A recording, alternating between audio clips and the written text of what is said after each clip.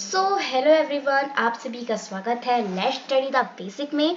I hope आप सभी अच्छे से होंगे और हमारी वीडियोस काफ़ी इंजॉय भी कर रहे होंगे।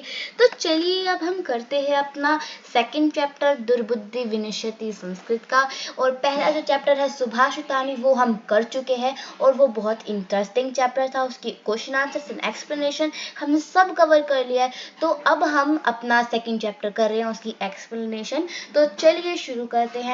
पर शुरू करने से पहले मैं आपसे रिक्वेस्ट करती हूँ कि प्लीज़ हमारा चैनल और सब्सक्राइब कर ले और हमें लाइक शेयर कमेंट भी करें अगर आपको कोई डाउट है तो चलिए शुरू करते हैं। द्वितीय पाठ दुर्बुद्धि विनिश्यति। तो दुर्बुद्धि विनिश्यति चैप्टर का तो नाम है, पर इसका मतलब क्या है? तो चलिए इसका मतलब जानते हैं। दुर्बुद्धि विनिश्यति का मतलब होता है फुलिशनेस, दुष्ट बुद्धि नष्ट हो जाती है। ओके, कि जो दूसरों की बात नहीं सुनते उनका हमेशा नष्ट होता है। तो चैप्टर को शुरू करने से पहले मैं आपको एक इसकी शॉर्ट समरी बता देती हूँ कि इस चैप्टर में आखिर हुआ क्या था।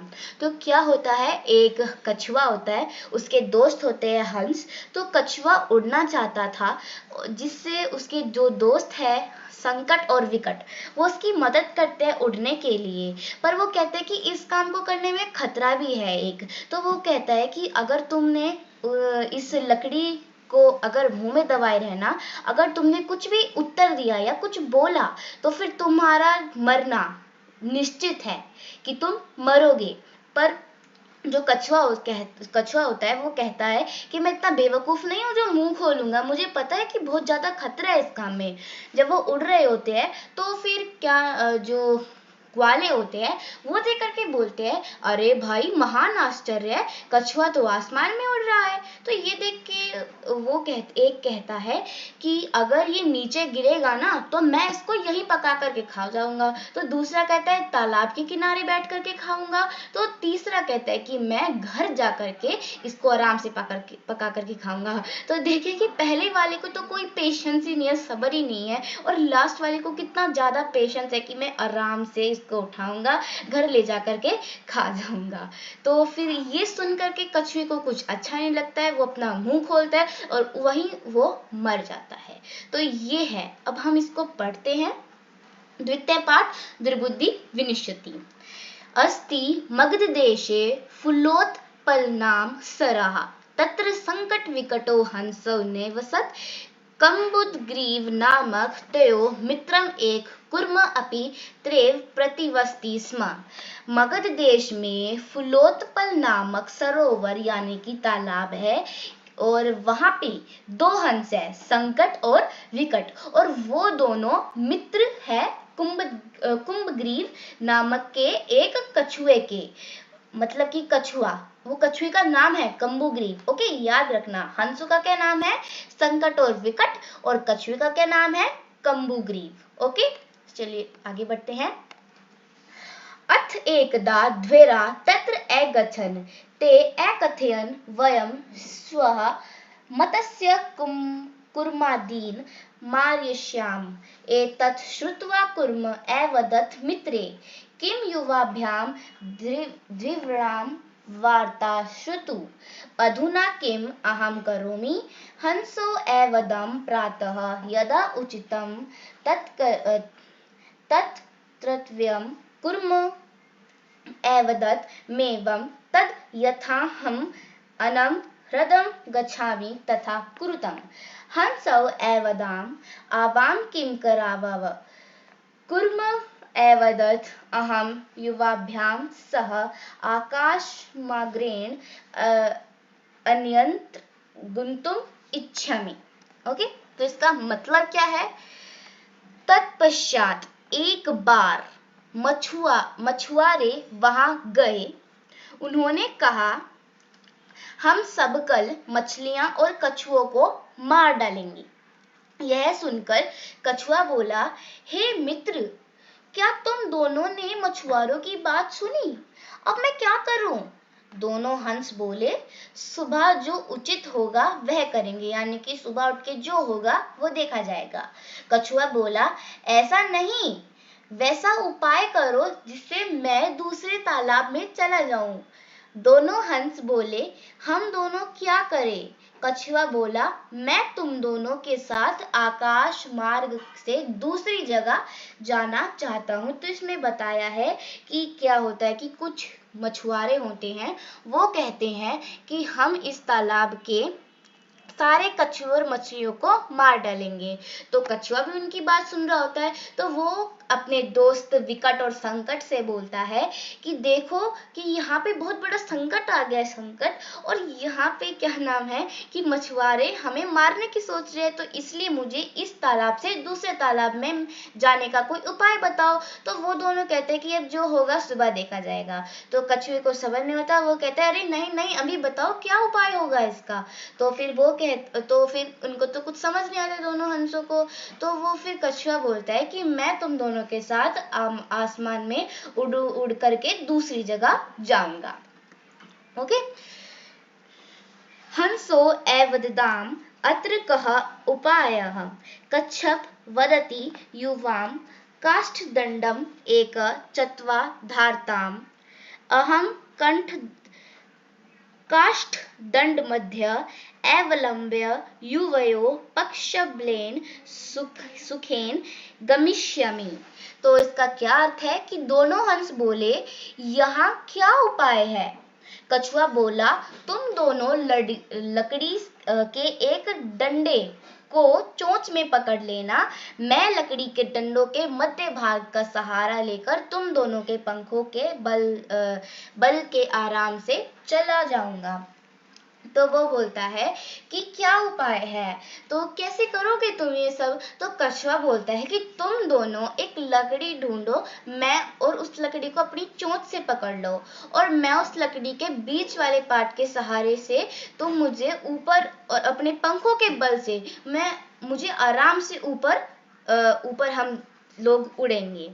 कि कहने का मतलब ये है कि ये कुछ ऐसा सा स्टाइल बोल रहा है कि ये जैसे एक लकड़ी है और ये दोनों हंस है, ठीक है, ये दोनों हंस है और ये उड़ रहे हैं उसको, उस डंडी को चोंच में दबा करके, और कछुआ उसके बीच वाले पार्ट में, उसके बीच वाले जो लकड़ी के बीच वाला डंडा है उसके पास उसको अच्छे से मुंह में दबा के रखा है, और दोनों के दोनों जो भी हंस है वो उसको आराम से उड़ा करके लेके जा रहे हैं। ओके, तो समझ आ गया। हंसो एवदताम अत्र कः उपायः कच्छप वदति युवाम। ओह, हम ये पढ़ रहे हैं, ये पढ़ते हैं। हंसो एकथताम स्वासंभवति एषा उपायः किंतु अत्र एक अपायोष्पि वर्तते अब अवाभ्याम नियमान त्वां वलोक्य जना किंचिद वदिष्यन्ति एव।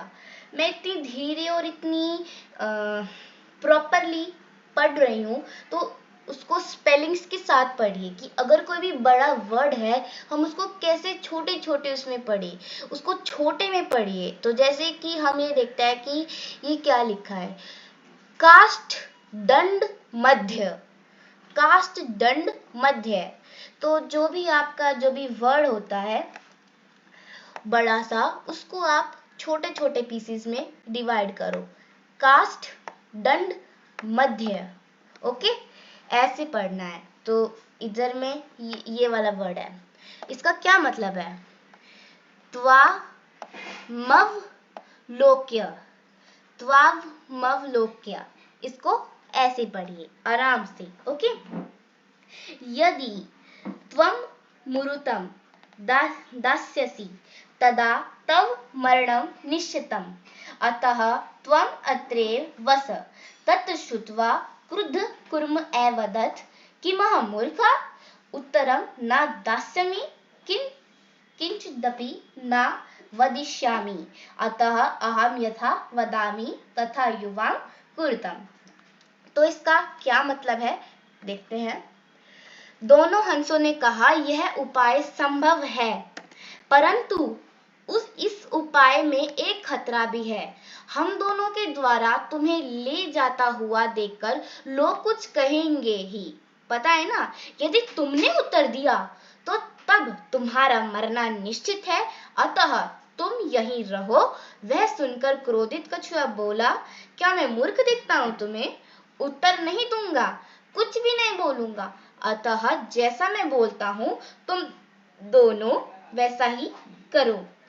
तो इसका मतलब ये है कि दोनों हंस ने बोला कि ये उपाय हो सकता है जो तुम बता रहे हो कि तुम उड़ना चाहते हो, पर इस काम में बहुत ज्यादा खतरा है। हम दोनों यानी कि संकट और विकट, हम बार बार इनके नाम आपको याद करने, रिवाइज करने हैं। कछुए का क्या नाम था, अपने दिमाग में इसको बार बार सोचते रहो। ओके, तो वो दोनों ये देख करके कहते हैं कि तुम्हें देख करके ना कई लोग ये बोलेंगे कि अरे कछुआ तो आसमान में उड़ रहा है, तो तुम्हें इसका कोई उत्तर नहीं देना है। अगर तुमने उत्तर या कुछ भी बोला तो तुम मर जाओगे, मरना तुम्हारा निश्चित है, तुम मरोगे ही।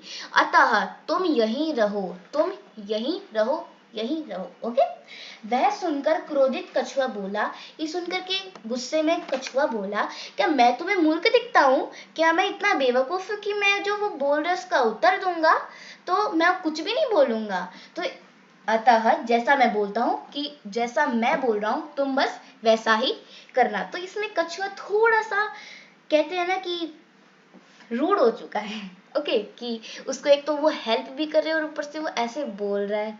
ओके, तो आगे पढ़ते हैं।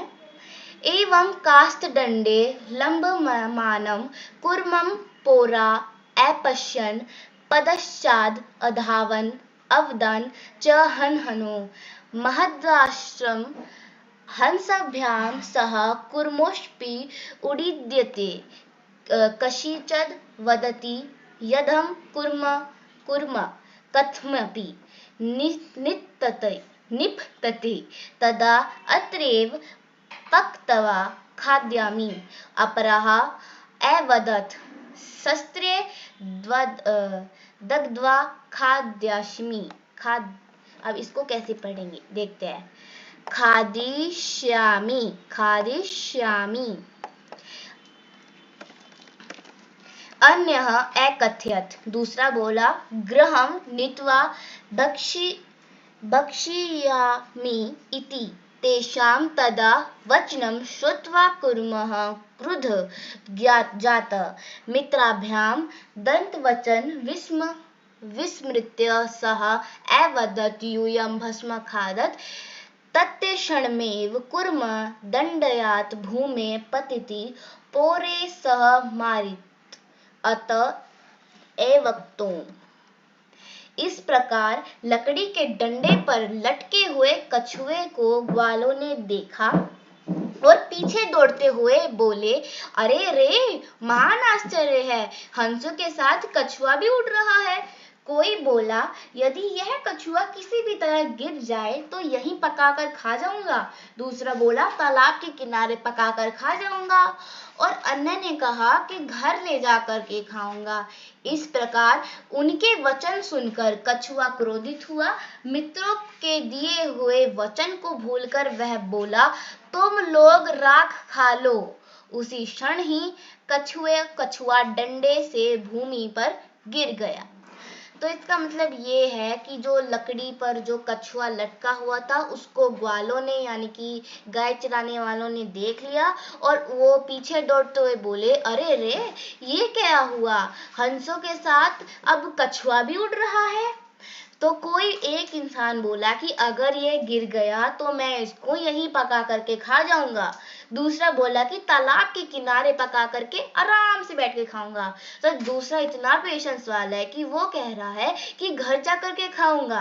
तो इस प्रकार उनके वचन यानी कि उनकी जो बातें सुन करके कछुआ बहुत गुस्सा होता है और वो अपने दोस्तों संकट और विकट का जो प्रॉमिस होता है वो भूल कर बोलता है, तुम सब राख खा लो, कि तुम सब मेरी राख खा लो। उसी क्षण ही कछुआ डंडे से भूमि पर गिर जाता है यानी कि वो नीचे गिर जाता है और अब क्या होगा, कछुआ मर जाएगा, वो जिंदा नहीं रहेगा। ओके, तो अब यहाँ पे एक थॉट यानी कि हमें एक थॉट बता रखा है कि सुहृदाम हित काम कामनानां वाक्यम तो नाभिनदति स कुर्म एव दुर्बुद्धि काष्ठाद भ्रष्टो विनश्यति। कितना अच्छा थॉट बोला है। अब इसका अन्वय भी सुन लेते हैं, पढ़ लेते हैं।